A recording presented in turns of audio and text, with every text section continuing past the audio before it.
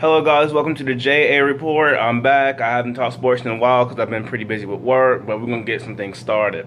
There's three things I want to talk about in this particular video. One, the NBA Finals. It was a great series.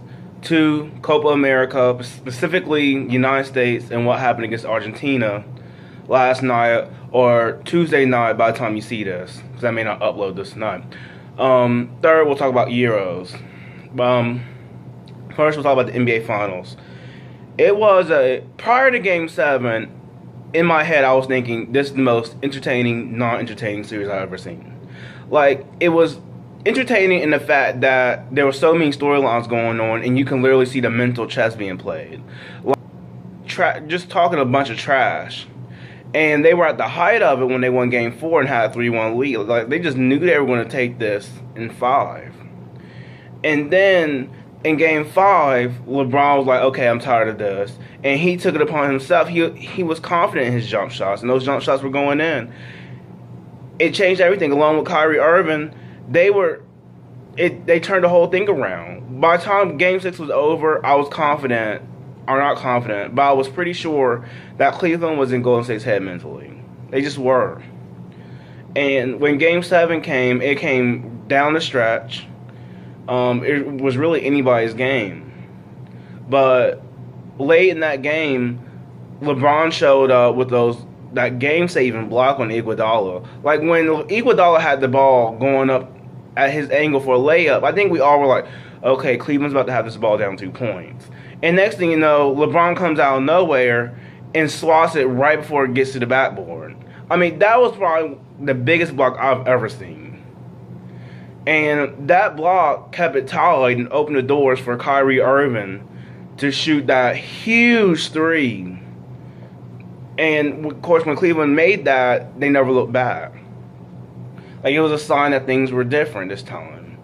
Finally, the city, commonly known as the mistake by the lake, things are different from them. They don't have to think about the fumble or any other bad things that's happened to them. They got one.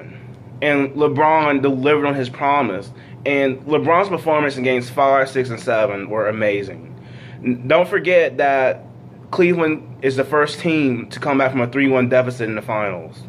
Teams prior to this were 0-32. And LeBron was doing everything. Like, his game 7 performance, at least scoring-wise, was not up to par. His jump shots were not going in. He was only 9 for 24, but he did so much more than that. Like, those blocks. Like, when the series is all said and done, he deserved Finals MVP because he led, I think, the series in, like, pretty much all the statistics. He led them in points, assists, rebounds, blocks. I mean, take your pick. He had them all. He literally turned the series around. Not single-handedly, with help, of course, but basketball is a team sport. So it made sense. Kyrie showed up. He came to play. Kyrie was clearly, like, second best. So LeBron did his thing. The King got a ring for Cleveland. And I'll tell you, a lot of respect for LeBron, the way he handled this series, the return back to Cleveland, the up and down road that was their way. Because Golden State was the team that went 73-9. That's not easy. So not only did Golden State have the best regular season in NBA history, to the postseason, a lot of us said Golden State had the better team. Like, if you rank teams, everybody was saying one is Golden State, 2 San Antonio, 3 is Oklahoma City, and 4 is Cleveland. So that was huge for Cleveland. Huge. And as far as Golden State is concerned, I don't want to be one to pile on Steph Curry. I know a lot of people are doing that now. That's like kind of the trendy thing to do. I don't know if the Steph Curry haters were already like lurking, waiting for one of these moments to happen. But call a spade a spade. Steph Curry did not really have he did not really have really good moments in this series. And any other guy who we consider to be like a superstar, like Steph Curry was carrying the best player in the world banner for quite some time in this season. And when he shrunk, I'm not going to say when he shrunk, his shots didn't go in and he didn't bring much to the table. Nobody criticized him for it.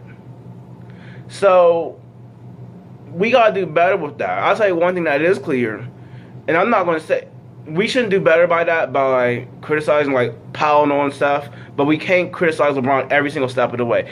Even when the dude won the series, won a title for Cleveland, people are out here saying, well, he didn't do this, he didn't shoot well. Are you kidding me? Are you kidding?